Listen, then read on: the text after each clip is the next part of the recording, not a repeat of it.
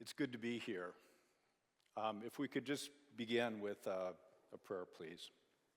Good and gracious Lord, I thank you for allowing us to live in a community, in a country where we can still gather to pray and to learn and to support each other.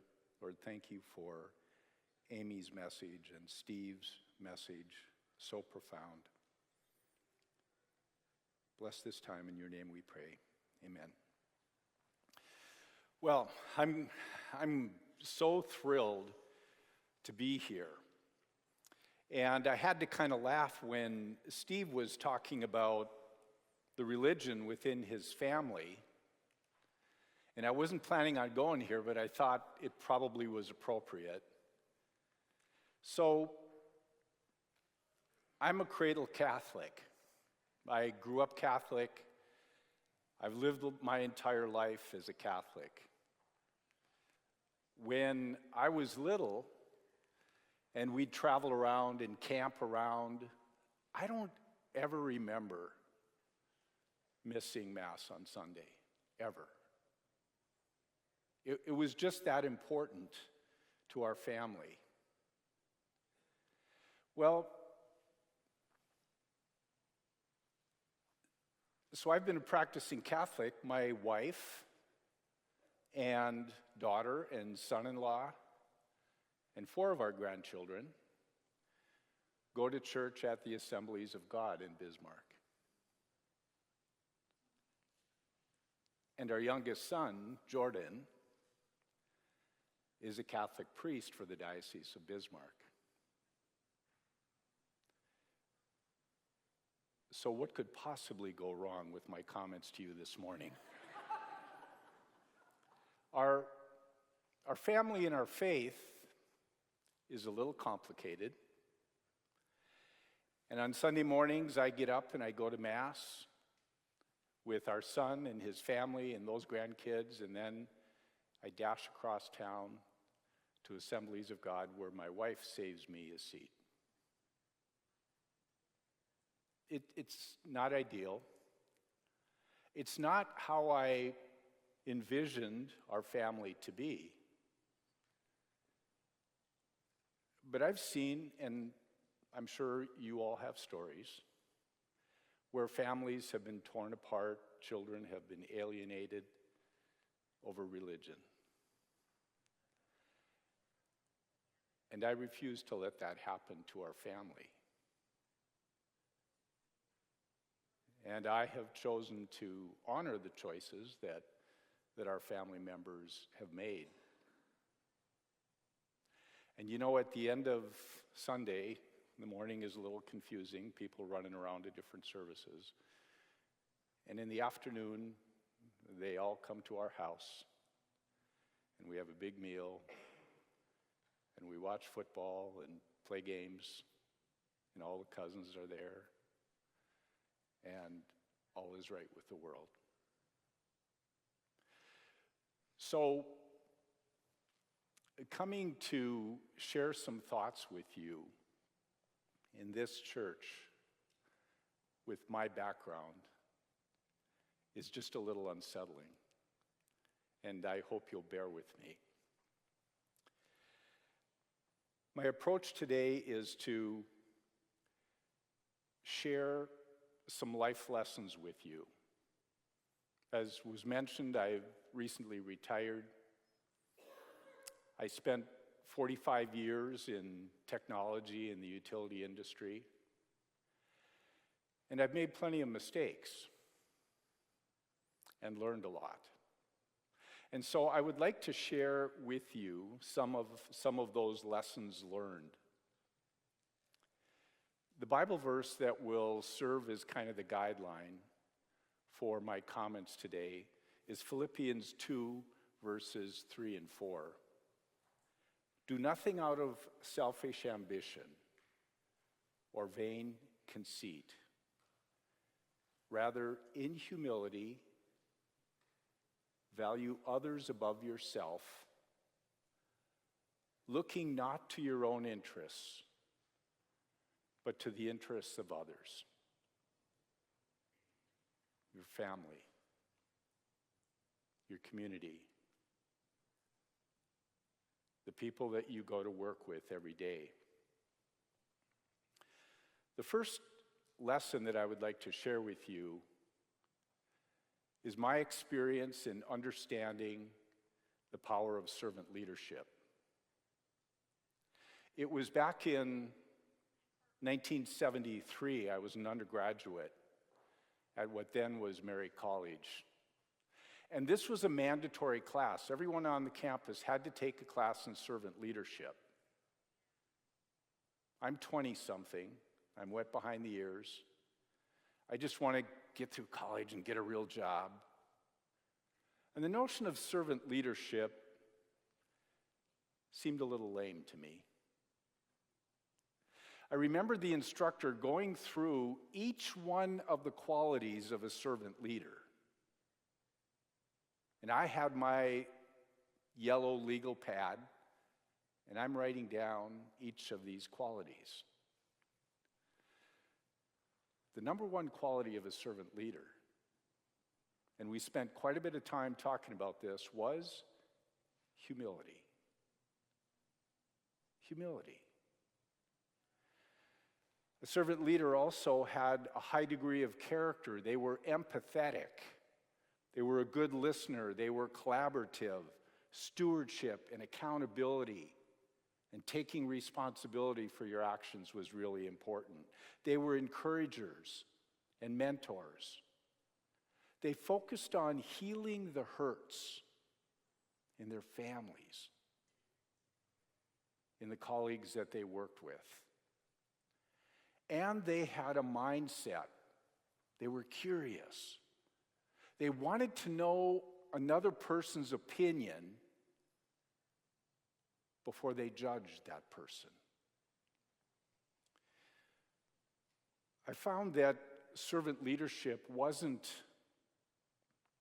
the leadership flavor of the month. We've all been through those, right?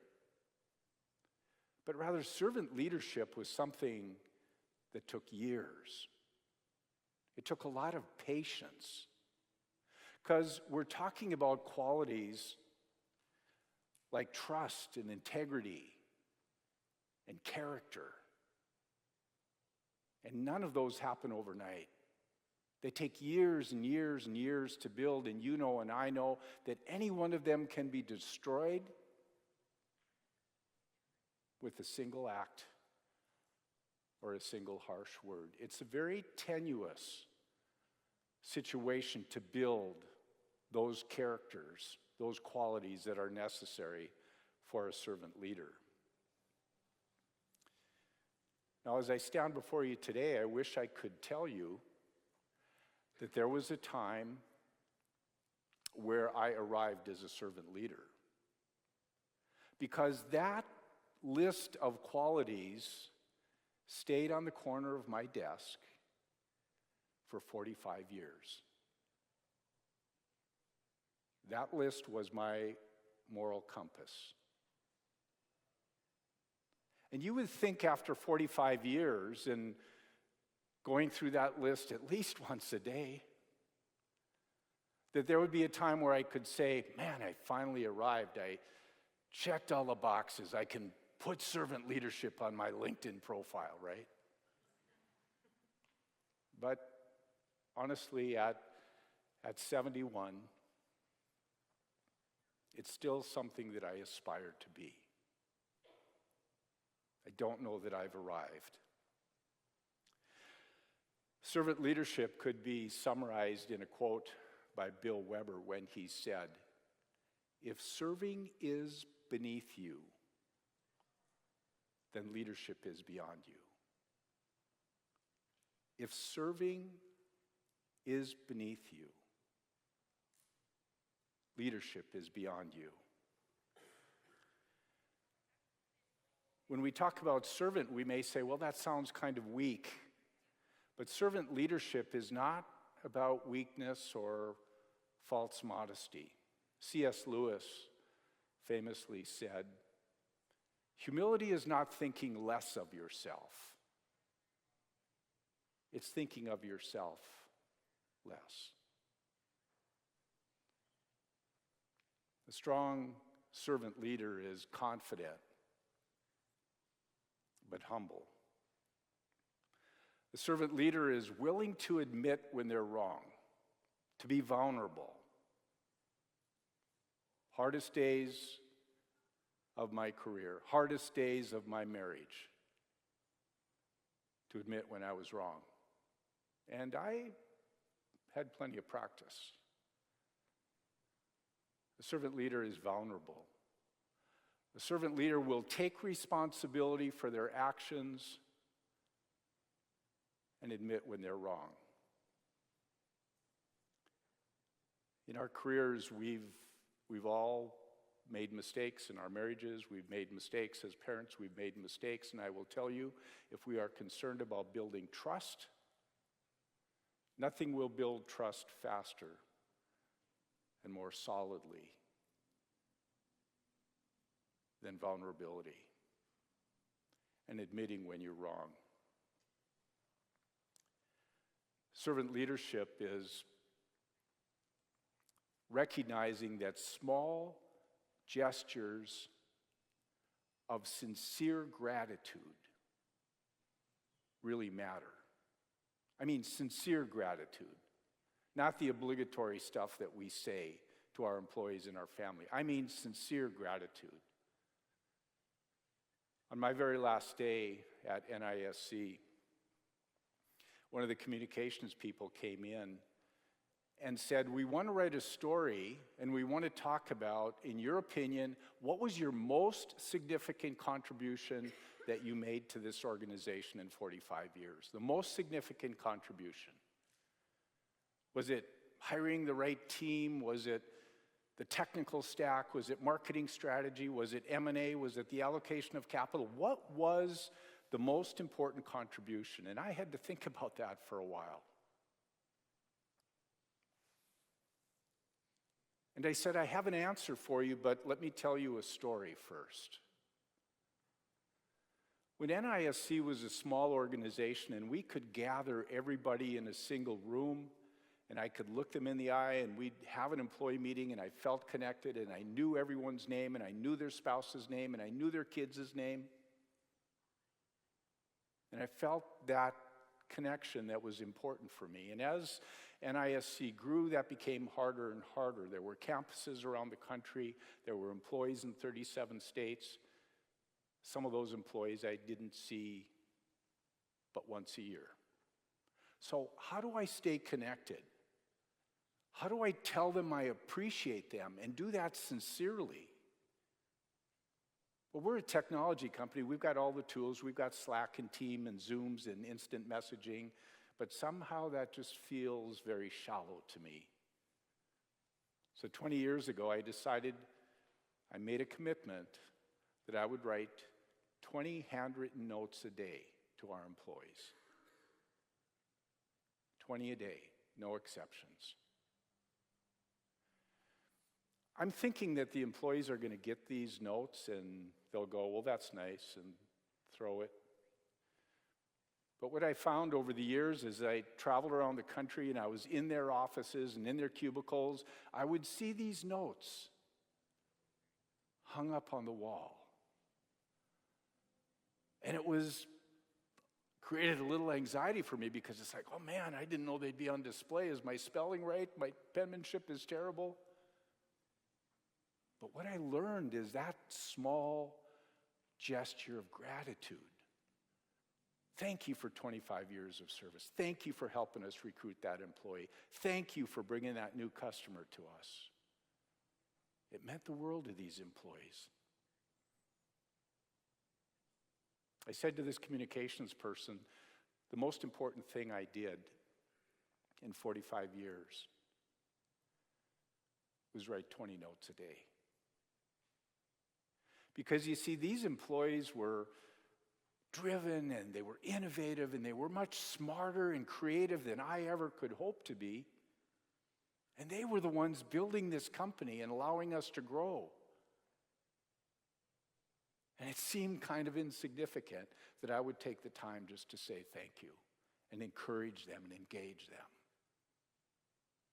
Sincere gratitude matters. to your colleagues, to your spouse, to your kids. It's what a servant leader does. I was about halfway through my career, about 20 years in, and I'd become a student of Jim Collins, and I think Steve referred to the book Good to Great. I love Jim Collins. I've read all of his books. I was anxiously anticipating Good to Great because I'm thinking NISC is growing. Do I have the qualities and skills to lead this organization? I counted a lot on Jim Collins because he was a research guy. It wasn't about his feelings. And this book, Good to Great, was the whole premise of the book was they were doing a study of 1,435 CEOs around the country, great CEOs, established CEOs from great companies. And the question that they were trying to answer in this research that took a couple years was, what are the common qualities of these successful leaders? High IQ, good orators, funny, witty.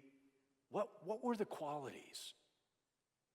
And after all those interviews and all that study, and he put it in the book, and I'm reading the book, it's like a mystery novel to me. I'm on page 21. Level 5 leader, the highest level of leader. The quality that we ran into most, the most prevalent quality of successful leaders was humility. Fortune 500 companies. Are you kidding me? Humility? Humility.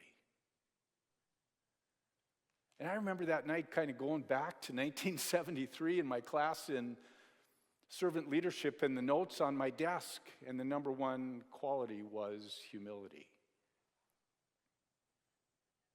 I thought about my own life, the people that were influencers in my life, my dad, football coach, math teacher, my spouse, board members, colleagues at work. And as I went through that list, every one of those influencers in my life was humble. Now, I might be kind of a slow learner, but I'm starting to connect these dots. And over again, it comes back to humility. NISC was at a point then of, we had about 200 employees. We had kind of plateaued. We were struggling to get the technical people that we needed. John was taking them all from Microsoft. We were struggling to get the technical people we need. We were struggling to raise capital and get product to market. How are we going to differentiate this little software company in Mandan, North Dakota, a most unlikely position for a technology company?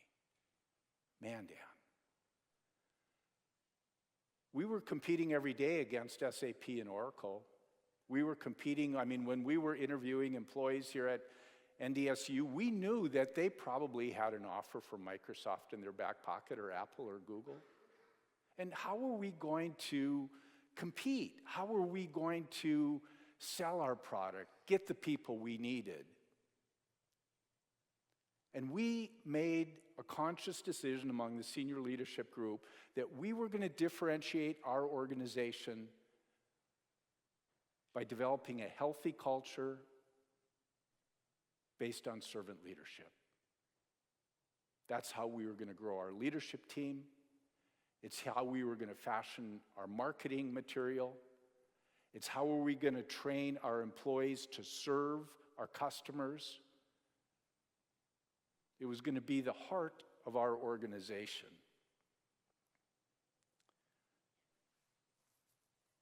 Did it work? Or is that just happy talk, servant leadership, humility? Well, I'll let you be the judge. When we began this process, as I said, we had about 200 employees. We were marginally profitable. We were heavily leveraged. and we had about 10% of the market share in the United States. Struggling to get the technical people that we needed. Fast forward 20 years. I told you it takes time. Fast forward 20 years, and ISC had 1,400 employees, debt-free, more cash than we ever had in our history, 85% of the market share in the United States, competing every single day with SAP and Oracle, and winning. And our customer list included the top 14 of the top 15 utilities in the United States and Walmart. And this is a little software company in Mandan, but the differentiator was the culture.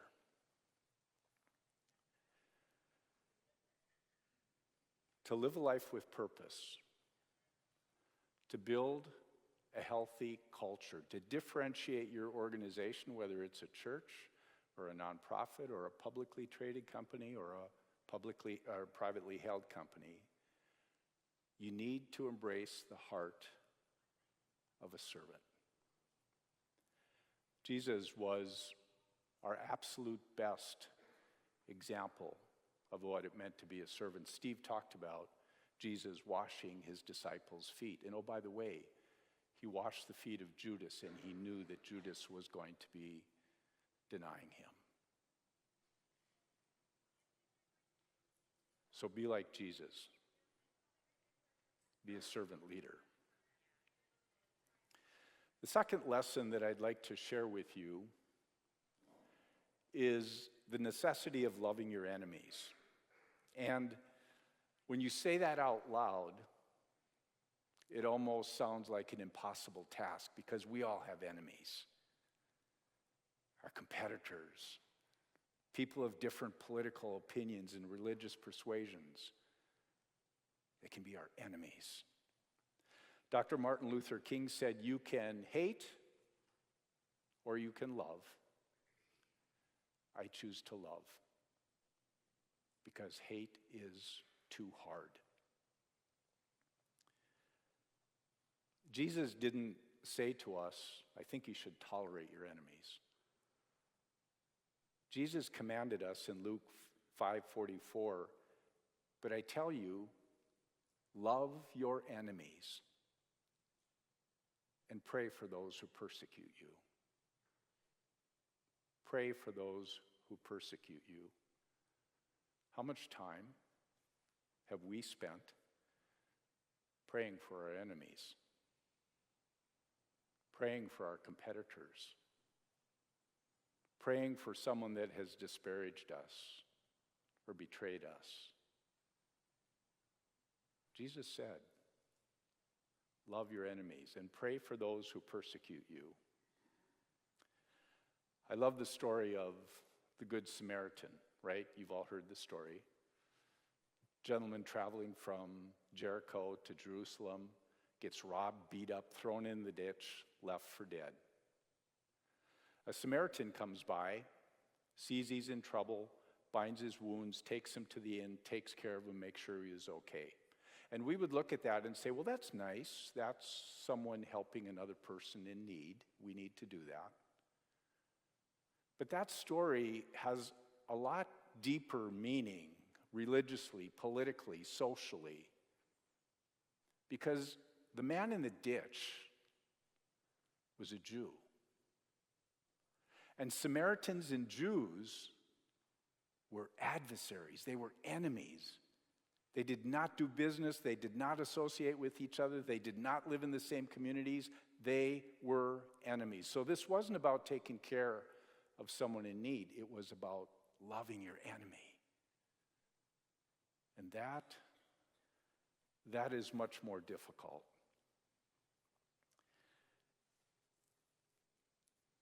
In today's world, and we just come off of a political election, right?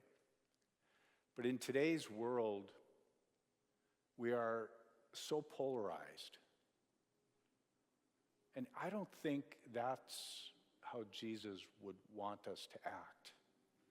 We have created echo chambers. We only listen to certain news channels or certain podcasts, and we get upset when we hear anyone talking about something that may be contrary to our own beliefs or persuasions.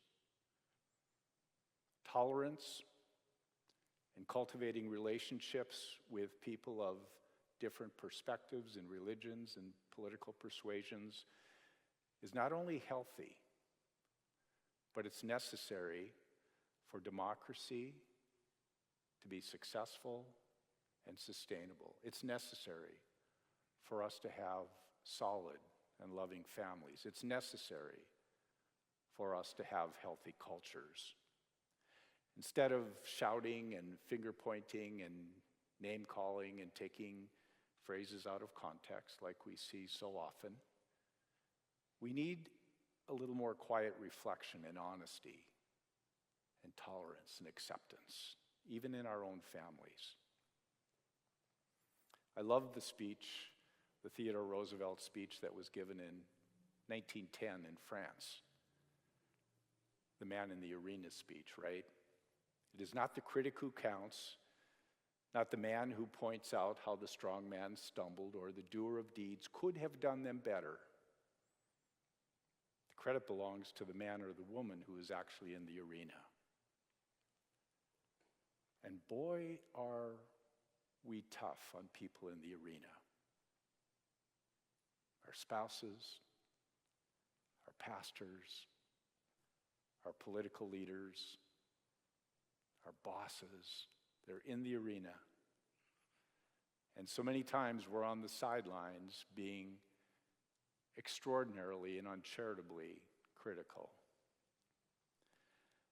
In today's world, we form many of our political opinions and religious beliefs and decisions on who we should love or hate based on social media or particular network news. We've checked our brains out to sources that, and this is on the right and the left, have become influencers of their own agenda, not necessarily the truth. I might be old and this dates me, but I miss Walter Cronkite. I miss Paul Harvey and the rest of the story. These were trusted because they were honest. They were not entertainers. They were not commentators pushing their agenda. And are we honest brokers of information in our communities, in our churches, with our families? Straight-faced dishonesty is somehow acceptable today. We watch political ads, we read articles, and we know they're wrong. And whoever is putting them out knows they're wrong. But they do it anyway. Is that acceptable? Do we want to be perpetrators of that? I don't know about you, but my mom would always say to me, if you can't say anything good about someone, don't say anything at all. My goodness, if we use that rule, most of the network news and cable news, they wouldn't have anything to talk about. Our culture has created an environment where good people are frightened and reluctant to speak up, to speak the truth. Are you strong enough to speak the truth? We need the courage to love our enemies and to speak the truth boldly and with integrity. It is the first step in healing us personally and healing what ails our community and our nation. So the second most important lesson is love your enemies. It's not easy, but it's necessary. The third and final lesson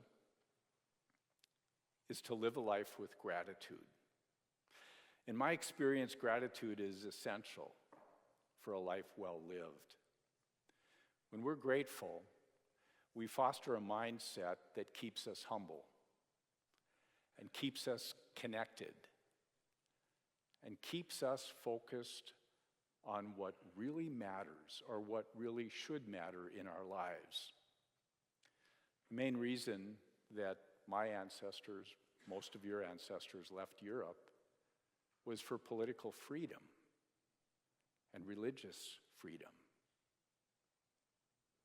Would you put your life and your family and your livelihood on the line to come to the uncertainty of the United States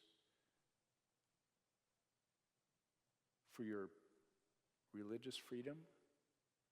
Would you be willing to take that risk? They did. Steve talked about the importance, and Amy about the importance of combining your faith with your profession, faith with your family. And I looked at the faith of my grandparents and my parents, and it wasn't a pastor or a priest that was preaching from a pulpit that influenced my life. It was like Steve said. I watched what they did. I watched how they lived their lives, and that's what influenced me. And I think about going through 71 years so far of being a citizen and a husband and a dad and a leader in an organization. And I think about the critical decisions that happened along the way. We've all had them. Some of them were life and death decisions. Some of them were deciding who to marry or not marry, whether to have kids, whether to move, whether to take a different job. Big risks, life-changing risks. And I don't know about you, but during those times I remember feeling completely overwhelmed. And the only thing I had left was to close the door of my office and get on my knees and pray. Lord, give me the wisdom. Give me the answer. Help me make a good decision. I can't imagine going through my marriage, through being a father, or being a CEO without the ability to get on my knees. And the relief that I felt knowing that I shared the concern and the desire for a good outcome with a power that was higher than I. My grandparents, like many of yours, immigrated from Germany. And for the first 40 years of their life, you talk about being grateful. For the first 40 years of their life, they didn't have running water, telecommunications. They didn't have any of the luxuries that we enjoy, but they were some of the most faithful and joyful and grateful people that I knew. How can that be? Today we look at poverty, and boy, during the Depression, my ancestors lived way below the poverty level. But they never thought about blaming government or asking for a handout. It just meant that they had to work a little harder, figure it out, and figured out they did. But today, the poverty level is deemed to be running water and electricity and internet connectivity and a microwave stove and an oven and a washer and a dryer and a cell phone and transportation and a perpetual income from Uncle Sam. We have lost our gratitude, our sense of responsibility, and it's for all of us, as our grandparents did, to set the example for our kids and our employees. The figure that absolutely astounds me is that of the able-bodied people in the United States, about 65.8% are working. 65.8%. That means that 34.2% have decided not to work for whatever reason. They've developed a sense of entitlement, forgetting that hard work and gratitude is so important, and it is what sustained previous generations. 1961, I love the quote by John Kennedy in his inaugural address: "Ask not what your country can do for you, but ask what you can do for your country." Sadly, we have lost sight of those words, and too often we approach life with an outstretched hand, asking for more, presenting ourselves as victims rather than stepping up and taking responsibility. Despite the challenges that we have in this country, if we're honest, by every standard, we are living free and prosperous and amazing lives that are full of opportunity if we choose to take it. Luke 12:48 reminds us, "To whom much is given, much is required." And we have been given much. Steve Jobs, it was a quote when literally he was on his deathbed. And he said, "In the eyes of others, my life is the epitome of success, all the recognition and the wealth that I took so much pride in, pale now and become meaningless as I face my death." Death has a way of helping us understand what really matters, helping us understand the importance of gratitude. A healthy person may have 1,000 wishes and a long bucket list, but a person faced with death has only one wish, and that is to live.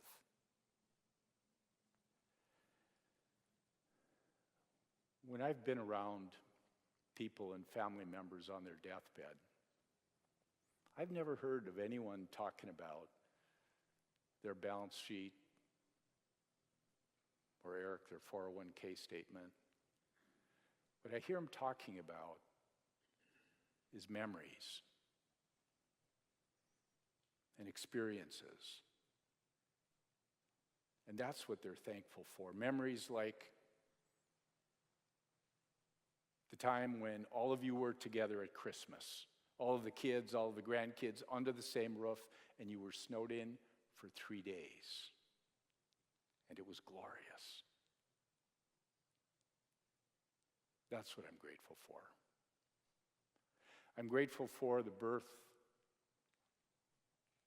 of our kids and our grandkids. I'm grateful for a wife who, man, has put up with a lot. Memories that matter. Eric, your first marathon when you hit the wall at 21 miles and you pushed through, you didn't quit. Priceless. Grateful to be able to do a feat like that physically. Memories, like during COVID, visiting your parents through a piece of glass, a window,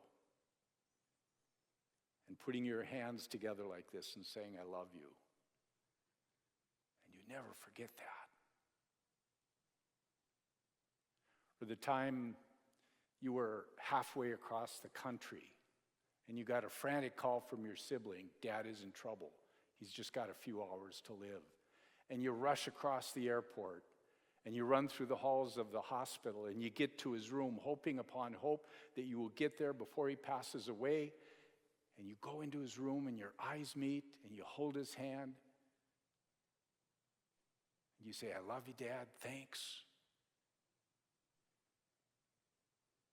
And he passes away. And you realize that he waited for you. Those are the things that matter. And who in this room, Howard, who in this room wouldn't give every penny that you have, sell every asset, to save a loved one.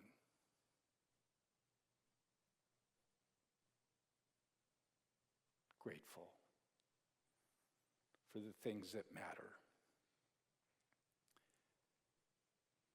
Mark 8:36, what profit a man if he gained the whole world and lose his soul? And aren't those memories, aren't those kids and grandkids and our spouses and our friends and people that we've worked side by side with for 40 years, aren't they a part of our soul? And we're so grateful for that. Lesson number 3, live a life of gratitude. Focus on the things that really matter. Well, there you have it, 3 simple lessons. I hope that you've come to a better understanding of the power of servant leadership. I hope that you will resolve to love your enemies and to speak the truth. And I hope that your life will always be full and your heart overflowing with gratitude. I'd like to close with a poem, my favorite poem, that kind of encapsulates everything that we've talked about here. It was written in 1927 by Max Erdman, probably more relevant today than it was back then. You've all heard it, but I want you to listen carefully to the words. The poem is Desiderata. Go placidly amid the noise and haste, and remember what peace there may be in the silence. As far as possible, without surrender, be on good terms with all people. Speak your truth quietly and clearly, and listen to others. If you compare yourself with others, you will become vain and bitter, for there will always be greater and lesser persons than yourself. Enjoy your achievements as well as your plans. Keep interest in your own career, however humble. It is a real possession in the changing fortunes of time. Take kindly to the counsel of the years. Gracefully surrender things of your youth. Nurture strength of spirit to shield you in times of sudden misfortune, but do not distress yourself with dark imaginings. Many fears are born of fatigue and loneliness. Beyond a wholesome discipline, be gentle with yourself. You are a child of the universe, no less than the trees and the stars, and you have a right to be here. And whether or not it is clear to you, no doubt, the universe is unfolding as it should. Therefore, be at peace with God. Whatever you conceive him to be, and whatever your labors and aspirations in this noisy confusion of life, keep peace in your soul. With all of its shame and drudgery and broken dreams, it's still a beautiful world. Be careful and strive to be happy. God bless.